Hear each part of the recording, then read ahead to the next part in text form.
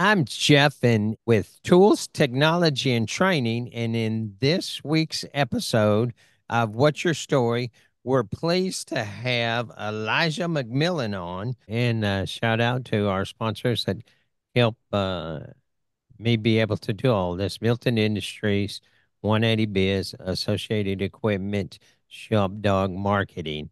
We so much appreciate their support in being able to share the stories that are going on in our industry. And Elijah is the owner at Second Mile Repair. Howdy, Elijah. Hey Jeff, it's good to be here. So tell us where you're at and tell us a little bit about your story about how you got started because it's really interesting on how a YouTube influencer helped influence you to get you started. Yeah, that's a great story. So as a teenager, I tinkered with engines in cars, different things, and I would watch Paul's channel, Paul Danner or Scanner Danner, as we all know him. Um, and it became my favorite YouTube channel. It was one of those things. You can watch a lot of YouTube. There's a lot of stuff out there, but like there's a lot of meat in what Paul teaches, and I kind of fell in love with automotive through that, and you know through my teenage years when I turned 18, my mother actually bought me Paul's book, and at the time, that was a big thing. I didn't have access to the book until there wasn't. I don't think there was ebooks even then. Maybe, but anyway, yeah, my mother got the book for me. Um, And I had a few years after high school where I did other things because I didn't think you could be profitable in automotive.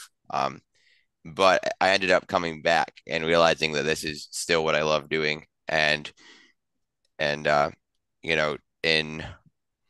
21, 22, yeah, in 22, I decided to go out on my own in the automotive industry, which some would say wasn't the smartest thing that I've ever done, but I'm loving it. And when you say go out on your own, you started your own shop. Yeah, so what this is another part that's really interesting of the story. My dad built a shop and he passed away kind of tragically um in uh in 2009. So, I was just a little guy back then. And that building didn't really have a lot of use other than storage. And so that's actually where my shop resides now. I remodeled an area, made an office, put in a hoist, remodeled the Bay Area. Um, and it's super cool because my dad was someone who was into electrical and troubleshooting. He wasn't into college, but what he taught the theory behind all of it at a college. So even though he never got to teach me that, I still like to think that the apple hasn't fallen far from the tree. And I love doing it and thinking of him because we talk about Ohm's law and we talk about resistance and we talk about amps and volts, and that's what he taught. That's what he did most of my life growing up. And so it's this is just a great story because it gets better and better every time you tell me something because we've got the legacy of year in your dad's building. Mhm. Oh my gosh, what memories there. I've always loved troubleshooting. I haven't always been able to fix things, but it's like something that I can, as far back as I can remember, diagnostics was just part of me almost. Like my family tells this story. I don't remember doing this, but they say that as a 2 years old, the washing machine broke and was making like a noise, and I pointed to it and said broken. And that's until today. Troubleshooting is just it's part of what I do. I mean, it's definitely the favorite part of my life as far as in business in the automotive industry. It's super important for folks to catch is your dad taught the basics. Yeah, so he was an instructor for electronics as well as robotics and advanced math, but electronics was one of his big things at a local college. And he had a room in the basement where he kept all these things on the shelf. Like board level, he built boards for things. Now I get to repair, replace modules. I remember as a child, he was building a device to go in a fire truck to dispense foam to put out fires. So, before everything was as automated as it was, but he worked with all that stuff. He had it all there, soldering and all of that. So it's pretty cool. So you've been in your building there for 2 years, and you're starting out with just yourself, and you've already gotten into hybrid repairs. Yes. So hybrid repairs is actually that's my favorite car to work on. I started with hybrids kind of just because family had them and learned the system of the Prius, and then since then I've been able to take some really good hybrid training and reinforce my knowledge about them. But I approach life with an attitude of if you have the mindset, you're able to do anything, and you have to add some caution to that for sure, because if that can sound like foolishness, but if you I guess my first Prius, that's what I did. I said I can fix it, and I did some research. I didn't go do anything that was risking my life. Did research, but it just kind of been on a roll for me like that. And the makes of cars that we work on, everything is so different that there's still lots of days when everything seems completely new. And that's part of what makes this job so fun. But you have to just keep that mindset of, we're gonna figure it out and we're gonna get through this troubleshooting. And you start messing with the hybrids and stuff, you have to do the research, you have to do the training. You want to give a shout out to where you got some training on the EVs?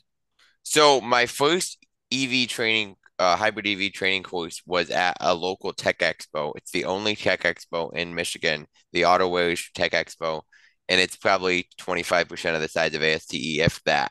But there was, I went in there with all this hands-on experience, and I sat and listened to G Trulia from New York talk about hybrid repair, and Shout I out. just Gee. I just kind of I mean G is someone who I just admired immediately because he talked in that class about all the things that I had seen with my eyes, and I didn't really have any context for it other than this is what works and this is what doesn't. Um, I don't know why I never really thought about training until that point, but that event was a big eye opener for me because I actually took that class with G and then sat down and had lunch with him, and we talked about the industry and more training opportunities. So that was my first hybrid training class was there. Since then I did a Tesla class at ASCE with Seth Thorson. That was awesome. We rebuilt the Tesla drive unit. Um, or, I mean, kind of rebuilt one as far as what you can in a classroom. But so that was and then I've done some online training from different trainers as well. Tell us where your shop is. It's a little bit rural, north of Grand Rapids. Yeah, so we're in Canadian Lakes, Michigan, which is in uh well, it's Stanwood Canadian Lakes. It's one big rural area. But there is a retirement community with lots of lakes nearby, which is why it's called Canadian Lakes. I've lived here most of my life, and we have the one benefit of being the only shop within probably about 20-25 miles. So a lot of those lake people come here. And so it gives us a unique place to be in the middle of nowhere. We see things like Teslas and Rivians and Ford Mustang Mach-E's and the Ford Lightning. We haven't seen them all at the shop yet, but there's a huge EV population in this. I mean, considering the population in general, there's a lot of EVs because of the type of people that live here. So, do you have a charging station at your shop? I do. Really? Yeah. So, tell us a little bit about that. So right now I just have a level 2 charging station. I actually have a couple portable ones too. So if I want to charge in the bay just for troubleshooting purposes, I can hook one up and use it to test charging systems because it turns out charging systems are like probably the number one failure on especially older EVs. Um, so, but on the outside of the building, I have a decent, weatherproof charging station that I actually use to charge my own plug-in hybrid. Um, I almost bought a Tesla this week. That's another story for another day. But yeah, I would, I do have the infrastructure for doing it. I would say as far as public charging in this area, it's about 30 minutes to a charger. So there still isn't really much infrastructure. I think it's just that the people here are willing to experiment with it, maybe more than some others. That's so interesting for you to be able to see that. And now, one of the struggles that you had mentioned was that you're still new and you're a young shop owner, so you haven't learned all of the different ways that maybe a seasoned shop owner knows that to charge for different things to make sure and to show your value.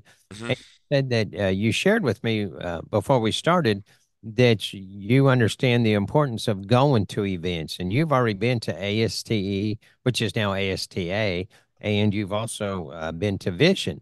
Hmm. Tell us a little bit about your experiences there, and I'm just so impressed that you've already started off with your contact with Paul Danner, a superstar in the industry, and then you're sat down and had a visit with G, and he's such a nice guy, He and is. and I want to it impresses me when someone like that will sit down with anybody that walks up and asks him questions. G is someone who loves to teach what he loves to teach what he's good at, and he loves. I mean, I saw him at that Tech Expo as someone who could see my passion to learn and just definitely wanted to, help fuel that. And he's definitely. I mean, I actually ended up winning a ticket after that event to his new event in New York to TST. So I was actually to the TST big event totally. Another EV professional, his name is Robert Kenny. Um, he I gives know. away a ticket every year, and Oh, he really? and I won his ticket. So I ended up going out to New York. So that was my second training event before ASTE and then Vision.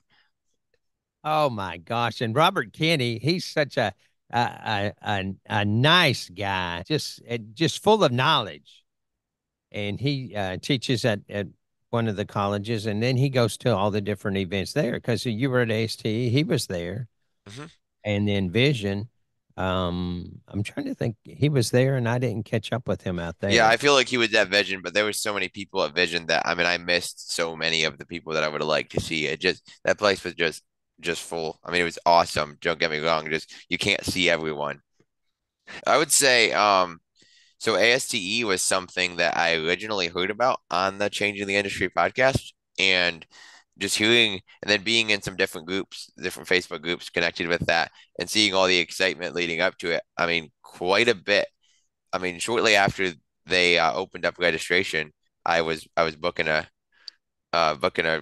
room and stuff down there. Actually, I ended up there was another shop owner in Michigan that was sending a tech, and we ended up being able to show that. So that was great because it makes the expenses a little bit less. But and that's really cool because this other shop owner has this really training mentality of the fact that we're all in this together. So he's not trying to censor information or, whatever you say, trying to build something over there by himself. Like he's trying to make the whole industry better. So that's a gesture that he had. One of his techs and I actually are good friends. So we just um, kind of hung out at ASC together. But being at ASD, I mean, I can remember getting there and, running into, Jeff Compton and getting an opportunity to record with him and just I mean the networking for me is probably even better than the training because I'm a very I gotta hear things and I learn differently. So it's not that I don't learn through training classes, but if that's the only way that I had information, um, it'd be pretty hard for me to. So knowing other professionals that you can, um, you don't want to ask them basic things per se, but working on 30 makes of vehicles or whatever, there's always going to be something that you don't know.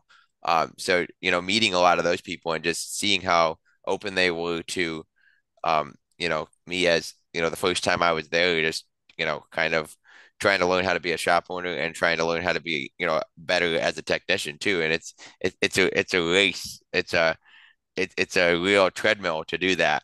Um, but it's amazing. So yeah, AST was, I mean, just a great experience all the way around. I mean, even from Thursday, Thursday I went to an EPROM class, so like board level repair with Mike Christopherson, which was great.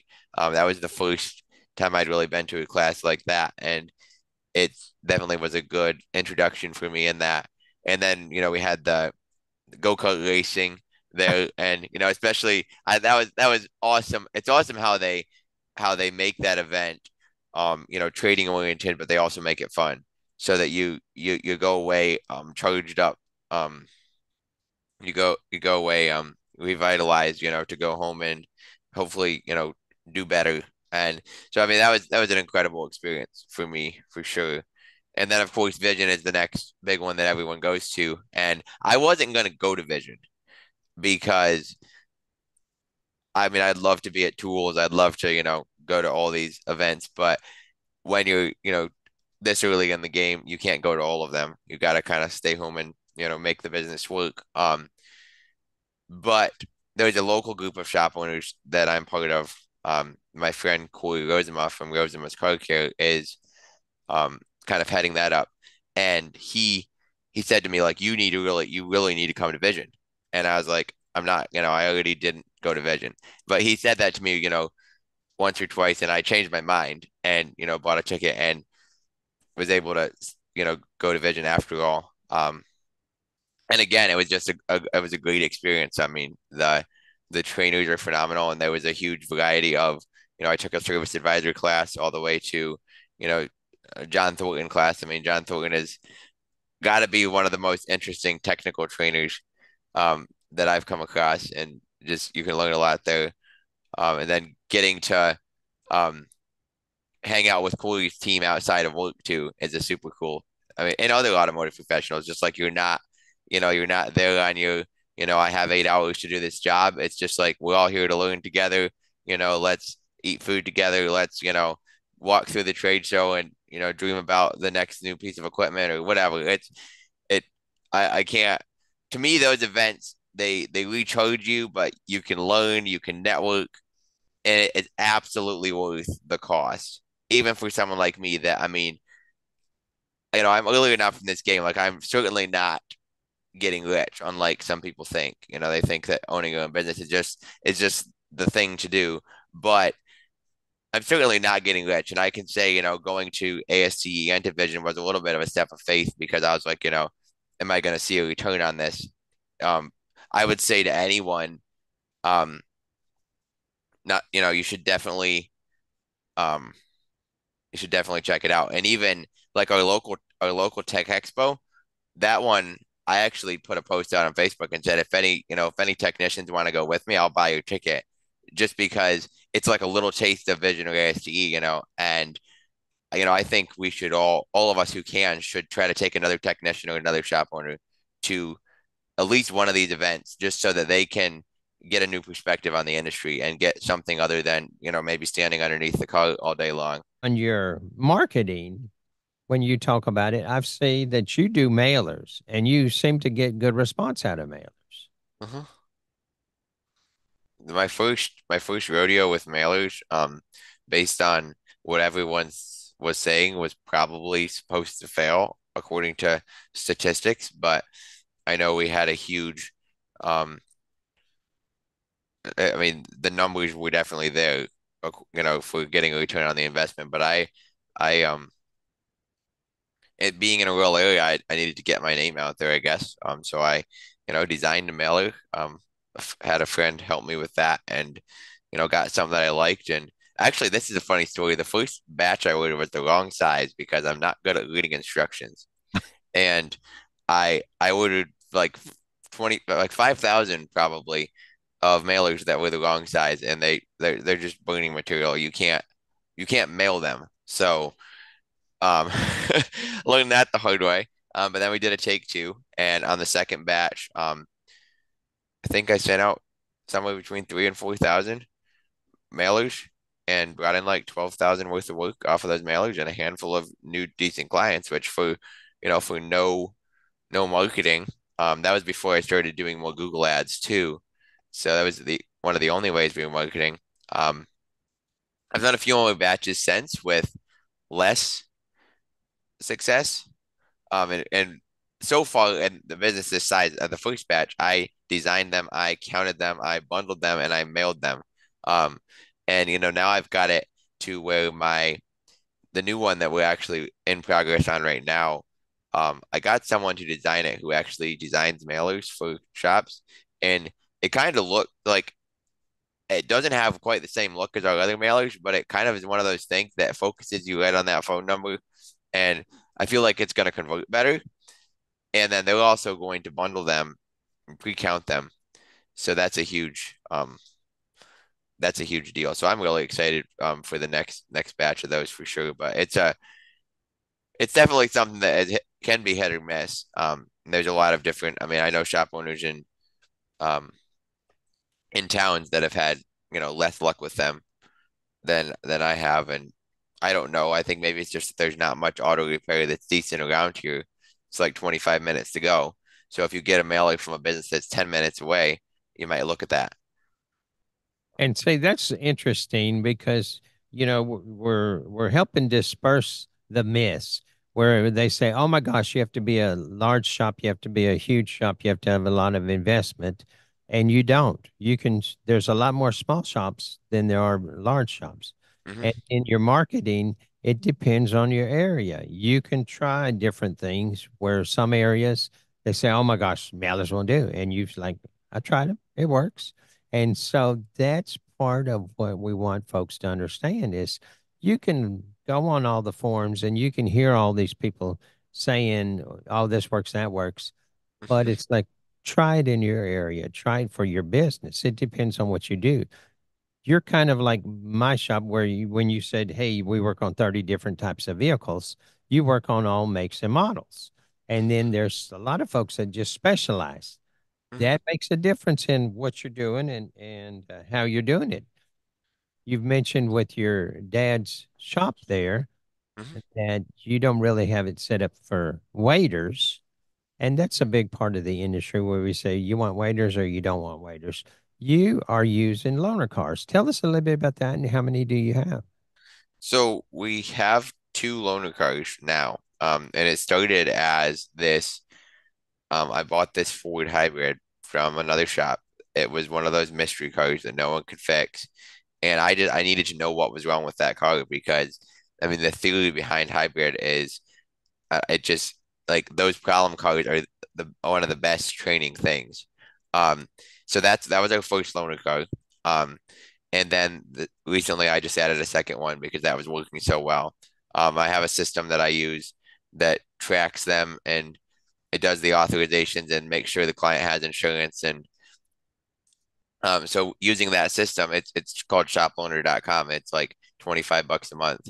And they they text the form to the client, and the client can approve all of the terms and conditions, sign it, and it comes back to us. We make sure it's all legit, the driver's license, insurance, and then we give them the car. Um, and it tracks things like dents on vehicles and damage because when you give clients loaners, it's going to happen. You don't want to give them Cadillacs, or Mercedes Benz necessarily, but it yeah, it's something I just added about first loaner maybe 3 or 4 months ago, and it was good enough that when another car kind of dropped into my lap, it was a Prius hybrid, which is or Priuses are all hybrids anyway. It's a car that people often will reach out to me with one of those that needs some major component and just want to unload it. And so I'm like loaner car, incoming here, and we threw an engine in it on a Saturday and got it ready to go. And um, so that's definitely a better long-term investment than the Ford, but it's been I mean I gotta say it's I don't like having loaners. I have a nice waiting area. I don't like having waiters. Excuse me. So I have a nice waiting area, but with me being the only guy, I always feel stressed doing the job when there's someone waiting. If they come take the call for the day, even if we're just doing brake job or whatever, like if there's anything that needs to be done while we're doing the inspection or anything, like they have peace of mind. They have a caller that is nice, and at the end of the day, they just come and switch cars, and it's a seamless process, really. So I definitely prefer that over someone sitting here and I'm trying to get the inspection done and maybe not doing as thorough a job. You're just kind of like doing everything fast because they they're waiting on you. I'd rather spread it out a little bit and make sure that everything's done very carefully. The other thing that impressed me with talking with you is Mhm. you use the loaner car as a benefit to take care of your customers. When we started, you explained that uh, you had a vehicle that had a problem with a part that you put on, and you wanted to take care of your customer. And so you had a loaner car, and you said, "Hey, come on in, grab this loaner car. That way, I don't have to stress out on waiting on the part for yours." And that impressed me that you're taking care of your customers. The second thing is it's holiday weekend. Yeah, it's I mean, not having a car this weekend would be a big thing, right? And this particular gentleman is a local contractor and he'll probably be working this weekend, but he's been borrowing a vehicle from family um since his vehicle broke down and then we had to order a part and that took a week because it was a kind of a special thing and now that part is bad. So to me, I guess I want to put myself in the shoes of him. Like, what's he thinking now? And he understands that it's not my fault, but at the same point, as a someone who has a loaner car, it's I can just say, here's some wheels. You can give your family's vehicle back, and it just that's what I would want done for me for sure.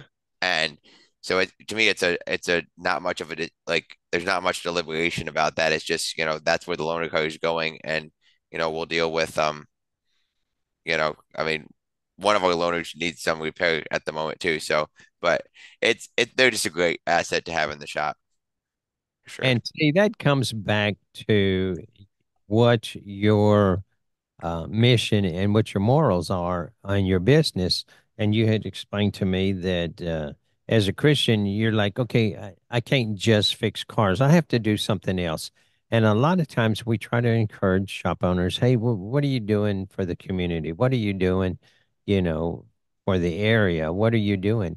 And this gets into the final story we want to share, which was why I called you is you had an idea about fixing a vehicle and giving it away, and all of a sudden, this goes back to the beginning of who influenced you. So tell us that story, because this is like, oh my gosh, if this isn't God working, I don't know what is.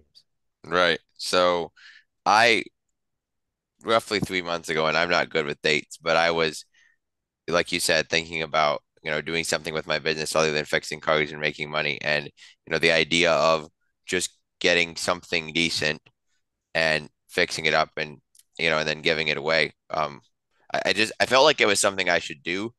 And I made some preliminary videos and talked about it on our shop socials. And there wasn't really a lot of response other than from, there was a few people that had like some GM 36 stuff, and whatever. And I was like, so I made another video actually, and I was like, we want it to be a Toyota or a Honda. We don't want to give away a GM 36 because we don't want someone to have something they can't afford to keep.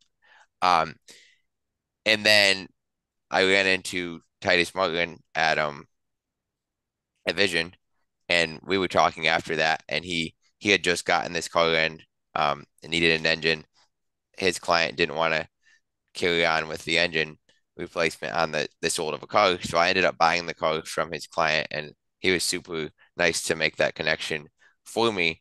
And then it was either the day after or 2 days after that the car came into my scope of view, that Paul made his post about needing a Camry or an Accord for the single mom that needs to drive to tech school or trade school. And I just like I commented and I was like, I have one, how long do you have? How long can you wait? And since then, um, it, that ended up Paul had some other people reach out to him. There were some other options. So I just told him, what, like whatever works, if there's something that's closer or better, definitely take that up. Because I was going to give the car away anyway. It's like somebody will need it. But eventually, that became a good option for him as far as some of the other things. I'm not sure about all that. But anyway, and then another shop owner from here in Michigan that has a truck and trailer because he's also a dealer. so he can move cars. Um, he had reached out to Paul and said, I'll haul that for cost, just whatever it costs me. And him and his wife ended up going to Missouri to pick up this car and bring it back. Now, Um, now we're talking from Michigan. The car was in Missouri that you bought. yes, You're sir. in Michigan, and another shop owner went from Michigan to Missouri, picked the car up, brought it back to you, Hmm. and you've worked out with the local suppliers and everything to get the majority of the parts you needed. And now, when you're done, and explain that part, and then when you're done, the car has to go back to Paul, who's in Hmm. Pittsburgh. Yep. So when we get it, um, so suppliers, two of our main part stores and then our used part supplier all stepped in. So that the used part supplier supplied an engine for us, and then all the things like belts and hoses and um, just anything that's expendable that's aftermarket on a car. Like I'm pretty picky about what I'll put on a car aftermarket. I use a lot of OEM stuff, but anything that I put on the list aftermarket, those two suppliers locally here covered that for us, which was awesome. And then so then Judd, yeah, he brought the car here. And it was a neat thing because I didn't know Judd was so close by. I mean, he lives 20 minutes from me. And, we have a similar outlook on life. We both have shops. We both, he's quite a bit older than I am, but it just super great connection that was made, through this college situation, and definitely I feel like God definitely set that up because even just Judd with my diagnostics and programming, and Judd not doing so much of that in his shop, and being able to bounce ideas off each other. So we've quickly become friends, since since he brought the car. And the plan as of now, I'm planning to put the engine and the car together in the next few days here, and then when it's all done, I believe Paul is probably going to fly out and drive it back to Pennsylvania. I know that hasn't been fully decided yet, but that's what he's thinking. Yeah, they were talking that one of the options was for him and Christine to uh, fly up there and then drive it back, and that would be so neat. Have you met him in person? Yeah, so I met him at ASTE last year for the first time, and it was yeah, it was one of those things. I mean, I don't know, I just it was amazing to meet him, and he was there with Kristen. And they were kind of there. He wasn't really there representing Scanner Danner. He was there representing their new SD charities, which was super cool because he's definitely it's just neat to see him step into that. Um, because he is, like you said, he's a superstar in the automotive industry. And he's a very inspiring to me. When you have some success or you're a successful business, it's like, okay, how can I use my business? How can I use my platform Hmm. to help others? A lot can do that, but they don't always do that. Right, Have one like that take their platform and go, oh my gosh, we want to go the next step. We want to do a charity and use what we've been blessed with to bless others. And that's what you're doing is a lot of times folks don't understand. You didn't have the vehicle, but you had connections right, and you found one. And then you went ahead and, like you said, on faith, you bought it knowing, okay, this other shop owner says it's a good car. It's a car that we just put the engine in it. And then you get it. Another one reaches out and says, I'll go get it for you, him and his wife, and they drive that many hours and they bring it right, back. And then you have local businesses that are like, okay, they would have never thought about, hey, we got a bunch of parts here we can give away. It's like, hey, we have this vehicle that we're going to give away and we need parts. Then these other folks jump on and go, hey, we can help you. And it's just so amazing to see all of that happen, to see God working, and yes, for folks to be open to letting God work through them. And so it's young man, you are like amazing to be able to do that and to reach out. I'm so appreciative that you took the time today to share your story. And I hope all of these other folks listen to it and take a little bit of the advice that you're from your story and see all the blessings that they can do and help others and the value of going to these events.